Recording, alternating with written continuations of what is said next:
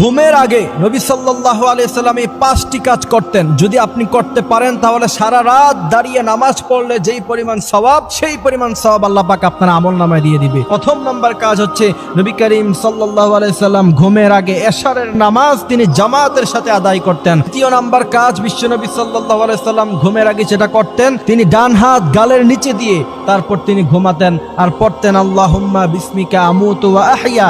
তৃতীয় নাম্বার কাজ বিশ্বনবী সাল্লাল্লাহু আলাইহি সাল্লাম যেটা করতেন, সূরা ফালাক, সূরা নাস, সূরা ইখলাস, সূরা কাফিরুন, এই 4 কুল বলা হয়। কোন কোন বর্ণনায় এসেছে যে রাসূল সাল্লাল্লাহু আলাইহি সাল্লাম 3 কুল পড়তেন কাফিরুন বাদে। এই 3টি সূরা অথবা 4টি সূরা পড়ে রাসূল করিম সাল্লাল্লাহু আলাইহি সাল্লাম পুরো শরীরের মধ্যে তিনি ফু দিতেন, তারপর তিনি ঘুমাতেন। চতুর্থ নাম্বার কাজ বিশ্বনবী সাল্লাল্লাহু আলাইহি সাল্লাম যেটা করতেন, তিনি আয়াতুল কুরসি পড়তেন। আয়াতুল কুরসি পড়ে ফু দিয়ে তারপর বিশ্বনবী সাল্লাল্লাহু আলাইহি সাল্লাম ঘুমাতেন। আল্লাহ পাক আমাদেরকে এই কথাগুলি বোঝার, মানার তৌফিক দান করুক। আমিন।